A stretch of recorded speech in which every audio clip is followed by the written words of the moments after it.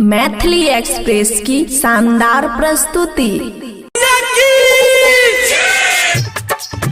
पूजा करे हरि हर की फराको आली म्यूजिक बाय कंचन राज, हाजीपुर वैशाली। पूजा करे हरि हर की फराको आली म्यूजिक बाय राजा मस्त कोहरा के घरवा से मूर्ति मंगैनी, टेंट तनवाई साउंड सर्विस बनवैनी, कोहरा के घरवा से मूर्ति मंगैनी, टेंट तनवाई साउंड सर्विस बनवैनी।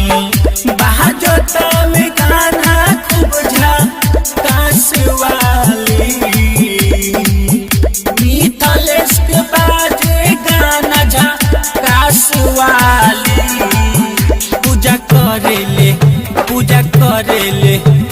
करे हरि हर की फराक वाली, पूजा करे हरि हर की फराक वाली, पूजा करे हरि हर की फराक वाली, पूजा करे हरि हर की फराक वाली,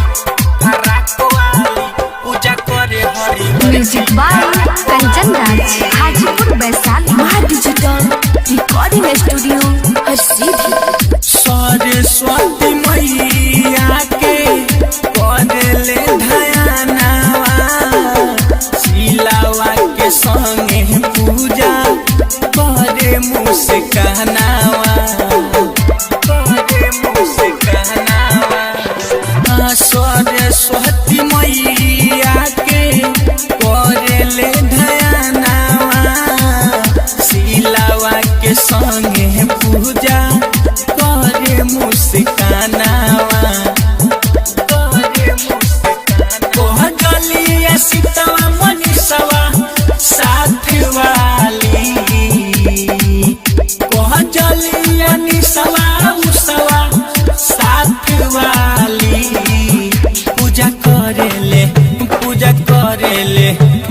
करे हरि हर की फराक वाली, पूजा करे हरि हर की फराक वाली, पूजा करे हरि हर की फराक वाली, पूजा करे हरि हर की फराक वाली, पूजा करे हरि हर। Music by Kanchan Raj, Hajipur Vaishali. Music by Raja मस्त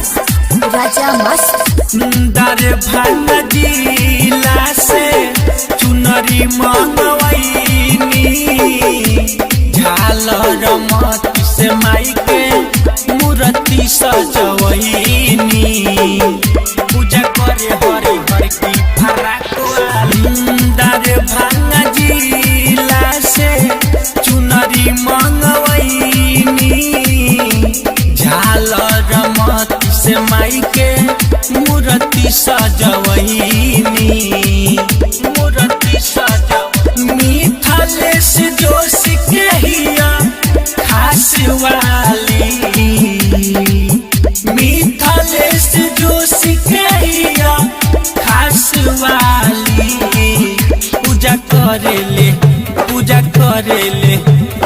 करे हरि हर की फराक वाली, पूजा करे हरि हर की फराक वाली, पूजा करे हरि हर की फराक वाली। डिजिटल रिकॉर्डिंग स्टूडियो हर सीधी।